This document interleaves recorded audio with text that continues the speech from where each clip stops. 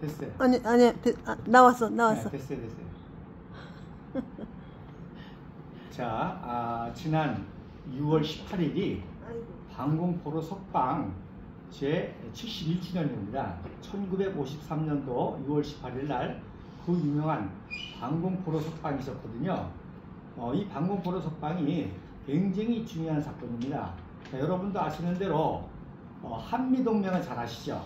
한미상호방위조약은 이건 뭐 인류 역사상 제가 지난번도 말씀했지만 유일무이한 그런 사건이고, 오늘날 우리가 누리고 있는 이 모든 한강의 기적의 풍요와 자유와 행복, 이 모든 것이 시작된 게 바로 한미상호방위조약을 통해서 이렇게 된 것이죠. 그런데 그 한미상호방위조약을 체결하게 된 결정적인 그 사건이 바로 방공포로 석방입니다. 이 방공포로 석방을 통해서 바로 휴전을 하게 되고, 그 휴전의 조건으로 이승만 대통령이 한미상호방위조약을 요구해서 그래서 체결이 된 겁니다. 그러니까 방공포로 석방과 같은 사건이 없었으면 한미상호방위조약을 맺을 만한 아무런 어떤 그 역사적인 근거라든지 이게 없었는데, 이 전격적으로 방공포를 석방함으로 인해서 미국도 놀라고 사실은 공산 측이 돈을 냈어요. 왜냐면 사실 이 휴전이라는 것은 사실 영국이 제일 먼저 아이디어를 낸 거예요. 왜냐하면 한국전쟁을 통해서 이승만이라는 지도자가 전 세계의 모든 전략적 자산을 다 한국에 끌어들이잖아요. 모든 원조, 군대, 군수물자 다 끌어들이니까 상대적으로 유럽에서, 영국에서, 소련으로부터의 공산주의 위협이 심각하잖아요. 그러니까 야, 우리가 위험하다. 그래서 어떻게 해서든지 휴전을 빨리 해가지고 이 미국과 유엔의 전략적 자산을 유럽과 영국이 끌어들이려고 사실 영국이 제일 먼저 소련을 쑤신 거예요. 휴전하라고. 그리고 미국에 있어서도 워낙 병사들이 죽어나가고 또 하니까 지금도 우크라이나, 러시아 전쟁 보면 휴전 얘기가 나오잖아요. 그러니까 그때 더 했습니다.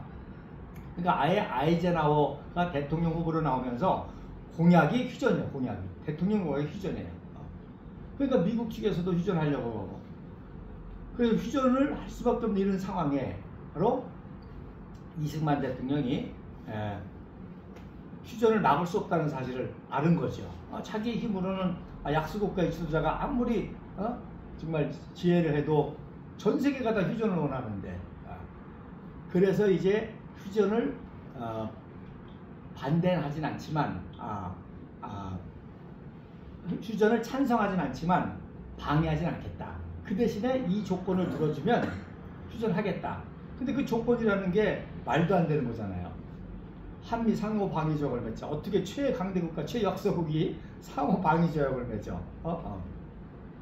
또 거기다가 휴전 후에 우리 먹고 살아야 될 거 아니냐? 그래서 매년 4억 불의 경제 지원을 해달라. 그 다음에 국방안보도 튼튼히 해야 되지 않느냐? 또 4억 불을, 그래서 8억 불을 달라고 그러는 거예요. 그때 우리나라 1년 예산이 1억 불일 때예요. 근데 8억 불을 가져야 된단 말이에요. 자, 우리 집안의 1년 가계가 100만 원인데 1년에 1000만 원씩 달라는 거예요. 그러니까 말도 안 되는 얘기잖아요. 그래서 그 조건을 안 들어주니까 바로 방공포로를 석방했단 말입니다. 그러니까 제일 먼저 놀란 게 소련, 중국이 놀란 거예요. 왜냐하면 자기네들도 휴전 다 할 줄 알았더니 이 방공포로를 석방해버리니까 휴전이 깨지게 됐잖아요. 아이젠하워도 마찬가지예요. 자기 대통령 공약인데. 그러니까 이걸 들어줄 수밖에 없었던 거죠. 그래서 이 방공포로 사건이 이렇게 중요한 사건이기도 하지만 또 어떤 의미가 있는 거 아니?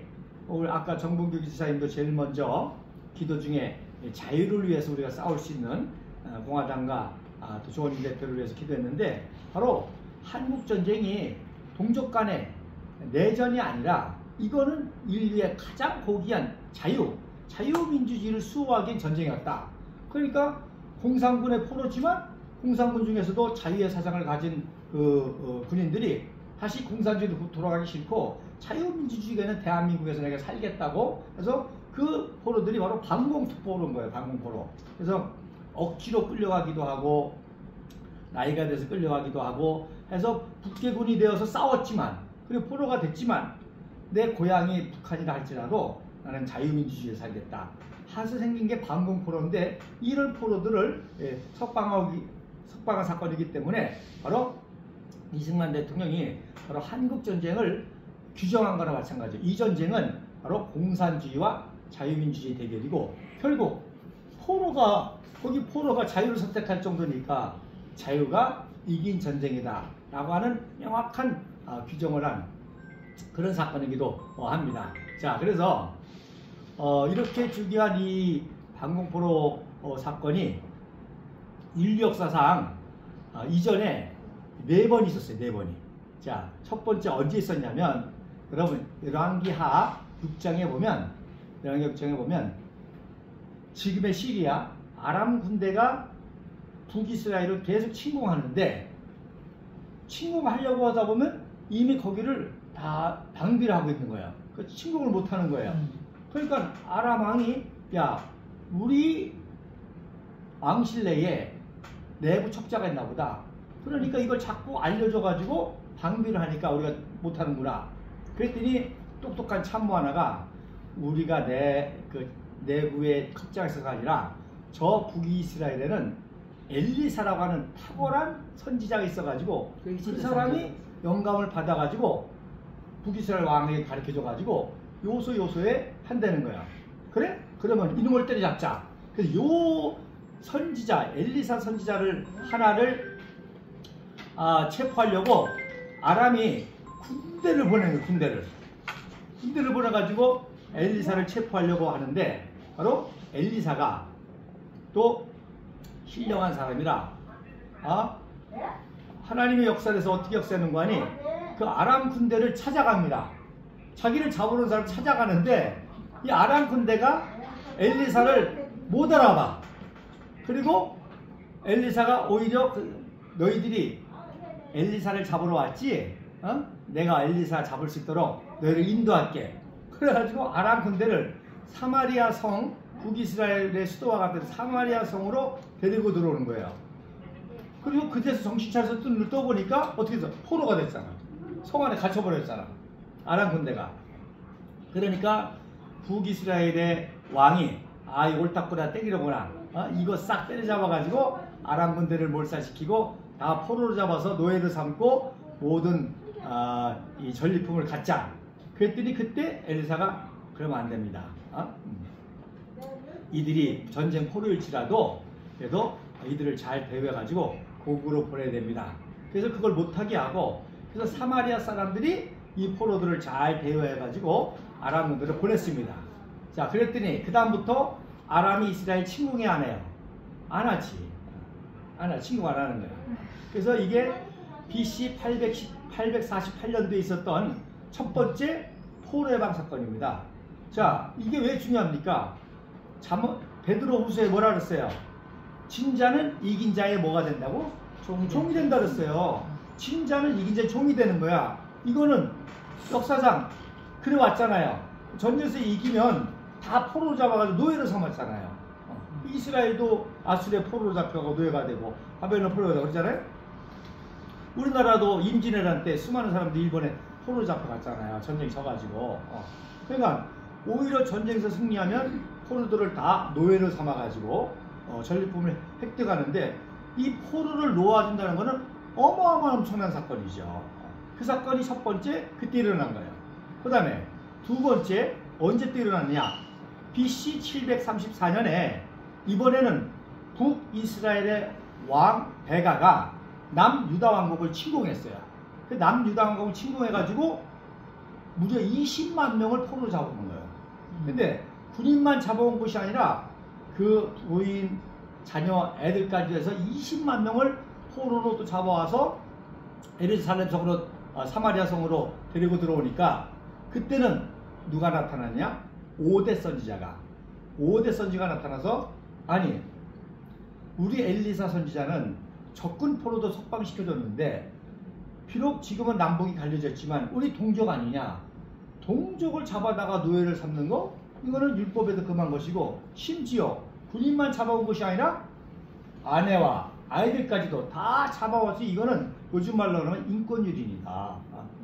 그래서 5대 선지자가 반대하니까 또 말씀드린 대로 이미 사마리아는 엘리에zer 시대 때 그런 전통이 있었잖아요. 그러니까 사마리아의 모든 지도자들이 반대하는 거예요. 이 포로를 우리가 그렇게 할 수 없다. 다 고국으로 그대로 돌려보내자.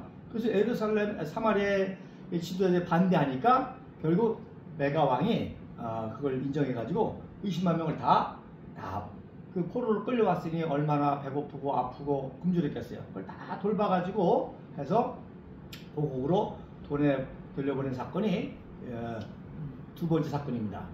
그래서 여러분 왜 이 전통이라는 게 중요한지, 자, 사마리아 성은 그 당시 이스라엘의 12지파 가운데 어느 지파가 주도해서 했느냐? 요셉의 두 지파가 있죠. 요셉의 아들 두 지파 중에 누구겠어요? 바로 에브라임 지파. 므낫세와 에브라임인데 차자 에브라임을 더 축복했잖아요, 요셉이. 그래서 막내인데도 장자의 지위를 받았잖아요. 에브라임 지파가 차지하고 있던 게 사마리아였습니다. 그러니까 이 에브라임은 요셉의 후손이잖아요. 요셉이 누구야? 형들의 시기와 질투를 방해해가지고 노예로 팔렸었잖아요. 노예로 팔렸었는데 애굽에서 대우를 잘 받았어요? 못 받았어요? 잘 받았잖아. 잘 받으니까 포로로 끌려가서 보디발의 집에 종이었지만 거기서 그야말로 가정 집사 역할을 하고 또 오해를 받아가지고 또 감옥에 들어갔지만 감옥에서 간수 역할을 하고 또 뭐까지 됐어? 국무총리까지 됐잖아요. 포로가. 그러니까 이게 무슨 얘기야? 자기의 조상 요셉도 포로였지만 이런 정당한 인간적인 인권적인 대우를 받으니까 이렇게 위대한 인물이 됐다는 거예요. 그러니까 그런 전통이 예브람에 있으니까 포로 해방의 두 번의 사건이 거기서 일어났던 것이죠. 그래서 이래서 전통이 중요하고 유전이 중요한 거야. 그러니까 우리 공화당 당원 동지들은 우리도 같이 있지만 정말 이 자유의 DNA가 있는 사람들이잖아요. 이 자유를 사랑하고 또 애국심, 애국자. 근데 종북좌파들은 그야말로 종북좌파 유전자가 있는지 어떻게 생긴 것도 그렇고 거짓말하는 것도 그렇고 어떻게 그렇게 사악한지. 참 악한 년이라서. 자유민주주의의 그래도 한 당이잖아요. 지금 야당이지만 자유민주주의 한 야당의 최고위원인데 민주당의 아버지는 이재명이라고. 이거 무슨 공산주의식 발언을 하는 거는요? 이게 DNA가 걔네들 DNA가 이게. 그 뿌리가 말이야. 정도로 해야지. 그러니까 우리나라가 이제 개혁할 때가 된 거야 이게. 이 종자를 바꿔야지. 그 위대했던 이승만 박사, 박정희 대통령 그 종자가 다 어디로 가고 말이야. 다 지워버리고. 그러니까 나도 계속 얘기하지만 박근혜 대통령 그게 안타까운 거예요. 그 종자 DNA가 어디 가고 유영아한테 이렇게 휘둘려가지고. 그러나 믿어야 된다는 거예요. 그 종자가 어디 가겠어? 언젠가는 나타나겠지. 잠시 가리고 했을지라도 어쨌든 간에 우리 공화당은 이 요셉의 DNA를 받았는지 이 자유를 위해서 또 이 어려움 당한 나라와 민족 백성들이 불쌍해서 나온 거 아니에요. 다 여러분 우리 당원 동지들 다 연금 받고 편하게 살 수 있는 나이인데 그 나이에 이러다 나라가 망한다. 나라가 망하면 우리 국민들 막 어렵다. 또 이 자유통일에서 북한 동포 도와줘야 되는데 이거는 도와주는 정도가 아니라 북한한테 시달리게 있고 지금 푸틴이 2014년도에 국빈 방문했잖아요. 박근혜 대통령 때 와서 세상 말로 싹싹 빌다시피 하고 잘 봐달라고 했었는데 이제 바뀌어가지고 김정은하고 슬슬 짝짝꿍을 하고 있으니 이게 다 왜 그렇게 된 거예요? 촛불 때문에 그렇게 된 거 아니에요? 맞아. 자, 그래서 오늘 우리가 읽은 말씀이 그 예수님의 유명한 사마리아인의 비유잖아요. 이거는 비유 이야기가 아니라 팩트였던 거예요. 그 당시 있었던 사건인 거예요. 그리고 그 사람이 누구예요? 사마리아 사람이잖아. 이 전통을 이어받은 사람이니까 그런 일을 행할 수 있었던 거죠. 예수님께서 정확하게 비유를 들으신 걸 이야기한 것이죠. 사마리아. 그러니까 다른 말로 하면 이승만 대통령은 무슨 지도자예요? 사마리아 지도자입니다. 사마리아 같은 그런 정신을 가지고 포로, 방공포로 전체를 석방해버린 선한 사마리아 사람 강도 만난 자 한 사람을 구원한 게 아니라 정말로 이 공산주의에 피해 있는 모든 사람을 구원하는 위대한 시대였던 거죠. 아멘. 자, 이 포로 해방이 또 왜 그 중요한 거 아니? 링컨 대통령 암살당했잖아. 링컨 대통령이 1865년도 4월 14일, 그것도 성금요일 날, 예수님께서 십자가에 돌아가신 날 포도국장에서 연극을 보다가 윌리엄 위크스 부스라는 사람한테 암살을 당했는데, 왜 암살을 당했냐면 원래는 이놈이 부스가 남부 지지자라, 남부 전쟁했잖아요. 근데 북군이 점점 이기잖아. 그러니까 링컨을 납치해다가 남부에 데려놓고 북군 정부한테 우리 남군의 포로를 석방해달라고, 그걸 협박하려고서는 계획했는데 그게 무산이 된 거예요.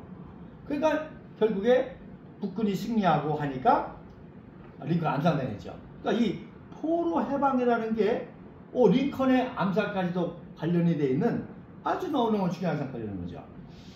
자, 그 다음에 세 번째로 언제 포로 해방 사건이 있었습니까? 바로 BC 537년도 바로 페르시아의 고레스 왕. 페르시아의 고레스 왕이 와가지고 난데없이 다 전쟁에서 진 사람들 데려다가 포로 삼는 게 그야말로 인류 역사의 전통이었었는데, 난데없이 최초로 유대인 포로를 해방시키는 사건이 있었습니다. 너희들 고각으로 다 돌아가서 나라를 또 12조 세워라. 그리고 전리품까지도 성전에서 가져왔던 뭐 촛대, 메노라 이런 것까지도 또 제자들이 썼던 식기, 금글 이런 것까지 다 돌려주면서 하는 이 위대한 사건이 바로 고레스 왕의 포로 해방 사건입니다. 모든 민족에게 했겠지만 유일하게 유대인들이 그 약속을 믿고 와서 이스라엘을 재건할 수가 있었던 거죠. 그래서 인류 역사에 있어서 이 고레스, 키루스라고 해서 영어 발음으로는 이 사람을 그레이트 대제라고 합니다. 인류 역사 가장 위대했던 인권 선언을 한 왕이다. 그래서 그리고 그렇게 또 될 수 있었던 거는 그 당시 총리 대신 누구였죠? 다니엘의 다니엘. 그러니까 다니엘과 같이 이렇게 현명하고 지혜로운 그런 총리가 영향력을 미쳤으니까 결국에 예레미야 선지자의 70년 후에 바벨론 포로에서 해방될 것이다, 이런 예언을 다니엘이가 간직하고 있다가 계속 고레스 왕을 어드바이스에서 나라를 잘되게 후광하게 하고 하니까 그런 영향을 받아서 고레스가 이런 신령을 또 했던 것이죠. 그리고 그 다음 왕이 누구예요? 다리오 왕이잖아. 다리오 왕. 그 다리오 왕 때 2차, 3차에 걸쳐서 다 포로들을 돌려보게 했는데, 그 다리오 왕의 부인은 누구죠? 에스더, 그 유명한 에스더.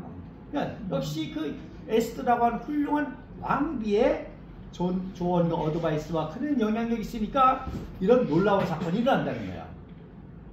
그래서 참 이승만 대통령도 프란치스카 영부인을 만나서 참 훌륭한 지도자가 됐고, 박정희라는 인물도 바로 유경수라는, 그래서 다음 주가 또 6.25잖아요. 그래서 내가 6.25 기자회견 때문에 연설을 하려고 그러는데, 6.25가 우리 민족에 있어서는 참 비극이잖아. 동족 간에 서로 싸워 죽이고 이상까지 생기고, 심지어 중공까지 개입해가지고 이 비극, 이 상처, 이 참 비극이잖아. 근데 놀라운 거는 그 6.25 동란 때문에 국부 이승만 박사가 누굴 부활시켰어요? 박정희를 부활시켰습니다. 정보국의 문관으로 군부하는 박정희를 전쟁이 나니까 어떻게 똘똘한 놈 다시 데려다가 써야 될 거 아니야. 그래서 육군 현역 소령으로 다시 복귀시킨 거예요. 복귀시켜놨더니 천재적인 군사 능력을 발휘해가지고 낙동강 방어작전을 성공시키고 인천 상륙작전을 성공시키는 데 기여하고 해서 그야말로 초인류 군인 엘리트로 성장하게 됩니다.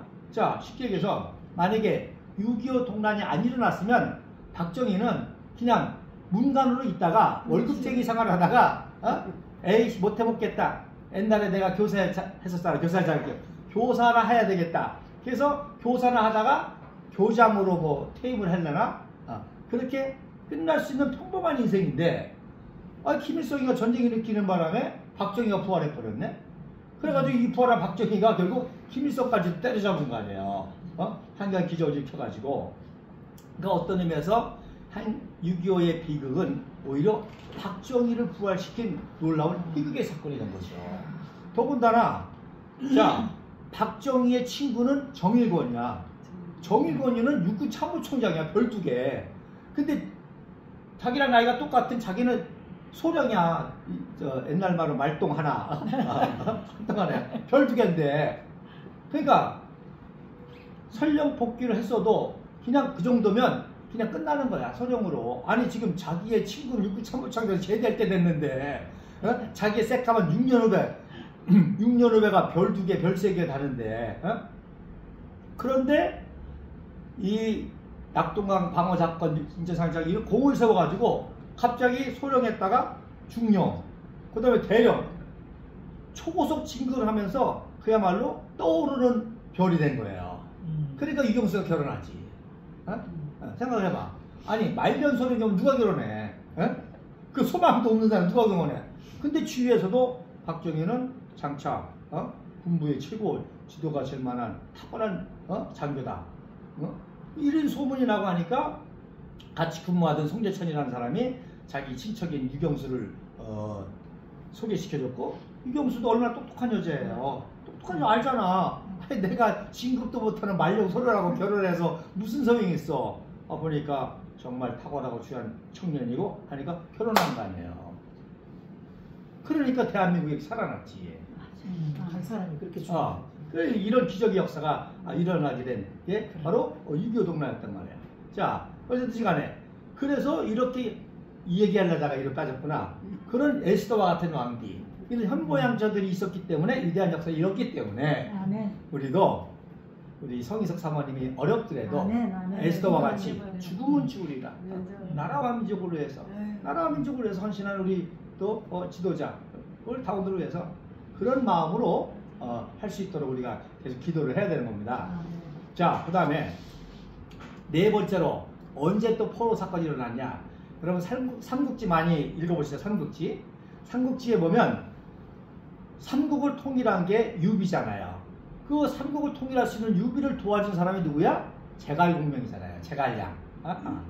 인류 역사상 IQ가 제일 좋은 사람 중에 하나라고 아마 저하고 비슷한 것 같아. 이 제갈공명.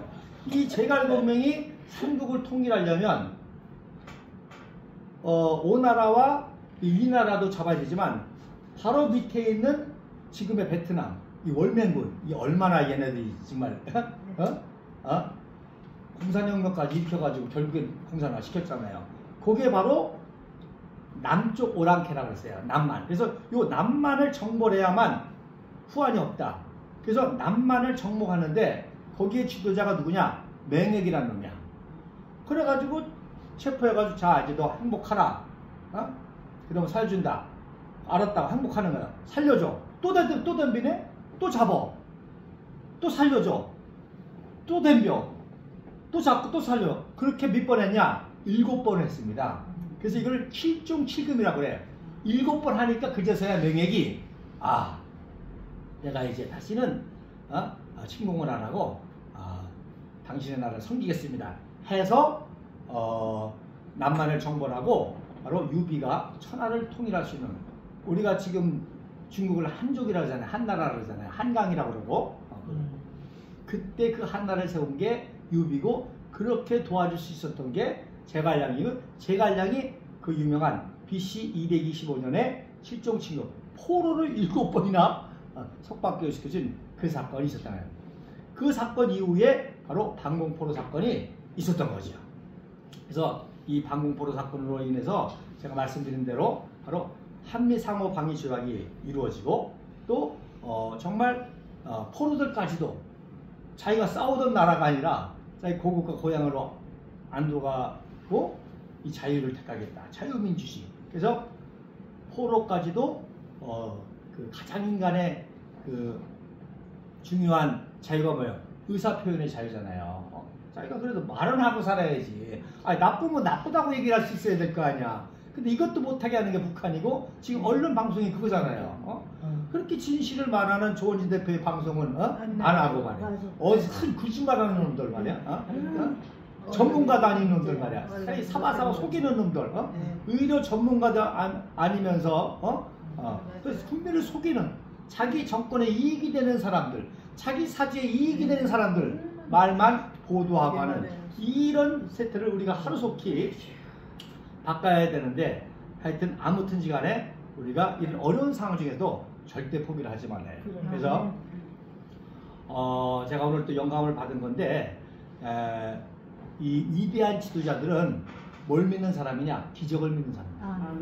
그 사람들이 똑똑해서가 아니라 그 사람들은 기적을 믿는 사람들이야. 어떤 어려운 상황에도 이것이 진리면 반드시 성공하고 이긴다고 하는 기적을 믿었기 때문에 그 기적이 일어난 거야. 그런데 종북자파는 뭘 믿는 사람들이야? 공작을 믿는 놈들이야. 이놈들은 공작하면 다 될 수 있다고 생각하는 놈들이야. 공작, 거짓으로.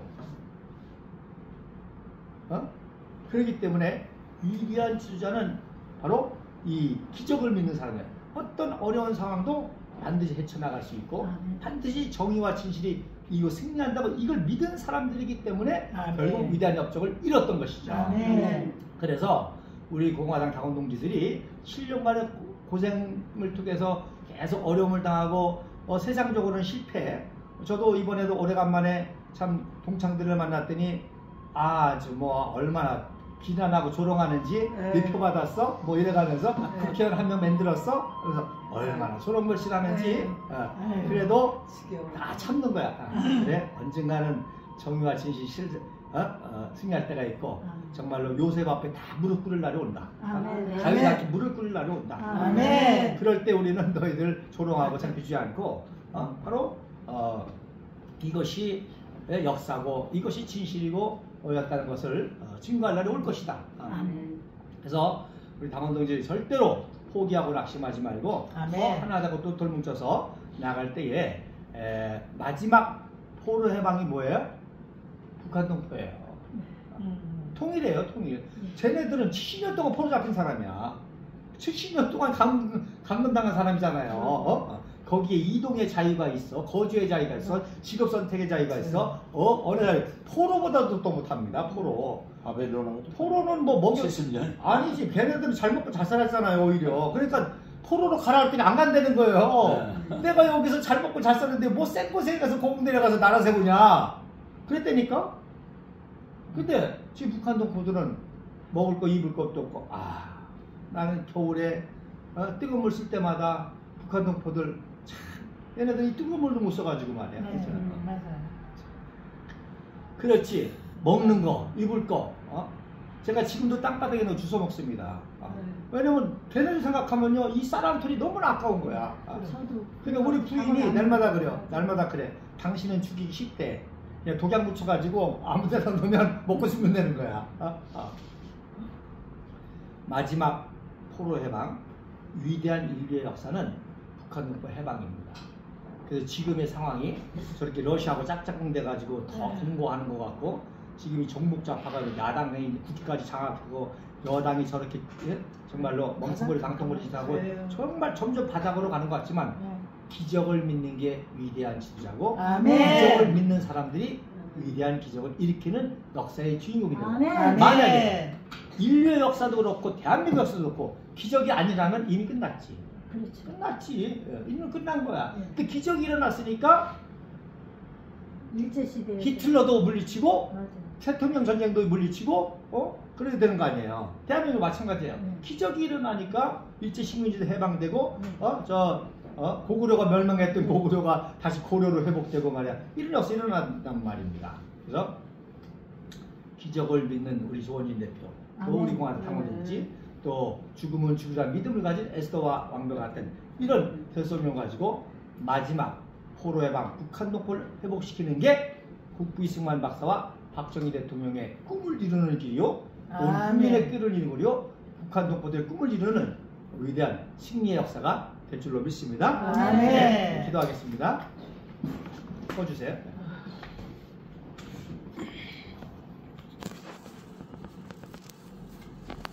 그런데 껐어. 그래.